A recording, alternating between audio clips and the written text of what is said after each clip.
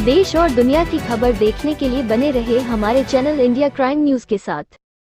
बड़ी खबर, Kanpur police commissionerate ने थाना ककवन क्षेत्र 13 जनवरी में हुए बुजुर्ग दंपति की हत्या को लेकर के कानपुर कमिश्नर जेपी जोगदिन ने प्रेस वार्ता करते हुए कहा कि पश्चिम क्षेत्र में सर्विलांस टीम की सहायता से 7 दिन के अंदर विवेक ईशु उर्फ अखिलेश चौहान को 2 तमंचा 2 कारतूस रखे हुए पकड़ा गई और घर में मौजूद उनकी पुत्र वधू और उसके 2 छोटे बच्चों को डरा धमकाकर घर में नकदी और जो भी आभूषण थे उनको लूट ले गए। इस संबंध में तत्समय सुसंगत धाराओं में अभियोग पंजीकृत करके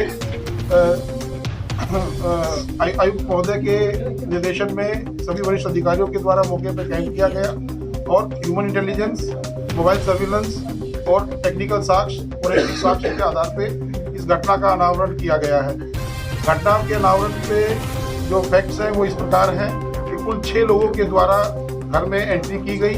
इसमें जो मेन अभियुक्त है उसका नाम हिमांशु है और वो पहले से जो मृतक का परिवार है उससे परिचित है, क्योंकि हिमांशु का के जो मामा है वो बिल्लौर क्षेत्र में रहते हैं और पहले से मृतक के पुत्र राजकुमार से उनकी जान पहचान है।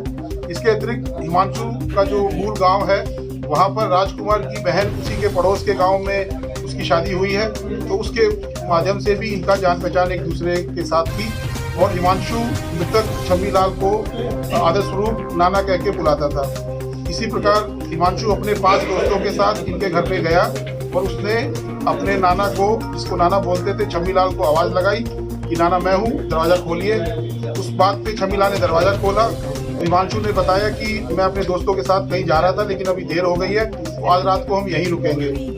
ये छम्मी लाल का जो परिवार है, राजकुमार का जो परिवार है, ये काफ़ी सामाजिक परिवार है और आस पड़ोस के लोग इनके घर में अक्सर टीवी देखने या कोई मदद मांगने के लिए आते रहते हैं और इस वजह से इनका गांव में लोगों से काफ़ी मेलजोल भी है और इसीलिए लोगों ने उनको बीडीसी के पद पे भी चुना है।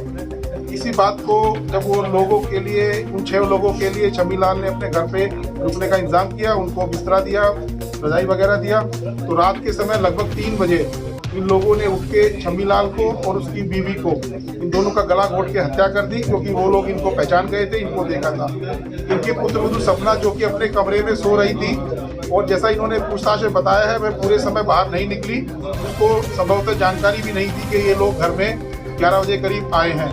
उसके कमरे में जाकर उन्होंने उसको डराया तमंचा दिखा के और अलमारी में रखे हुए नकदी और बाकी जो आभूषण थे, जो ज़्यादातर बच्चों के आभूषण थे, उनके जन्मदिन वगैरह पे मिले थे, उन सबको वो लूट के ले गए। ये लोग 2 मोटरसाइकिल से आए थे और मोटरसाइकिल पे ही वापस बैठ के ये लोग भाग गए।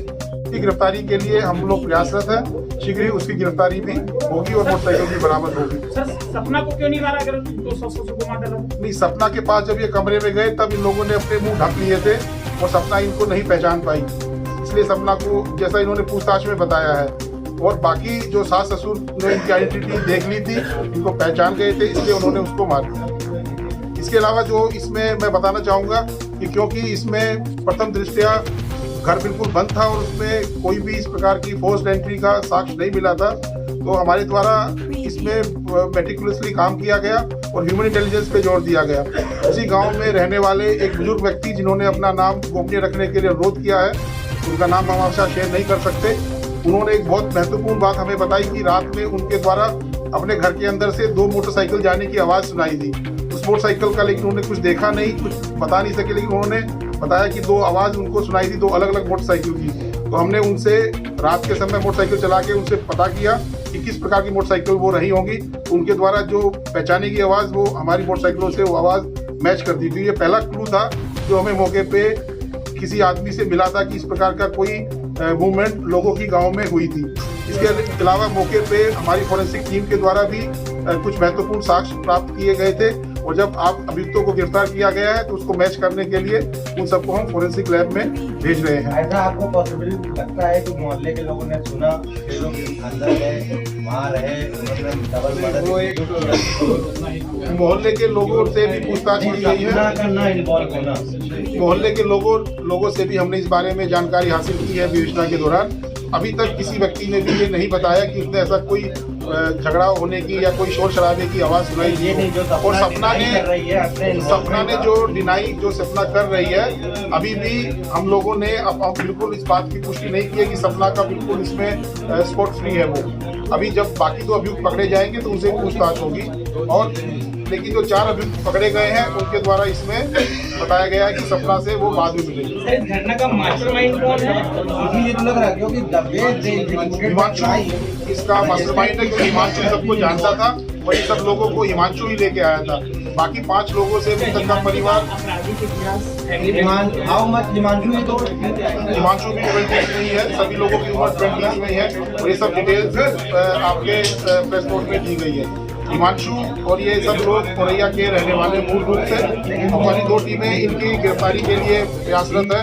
मुझे उम्मीद है कि जल्दी ये 2 लोग गिरफ्तार होंगे और जो बाकी फैक्ट्स हैं उसको भी हम उन लोगों से पुष्टि करेंगे।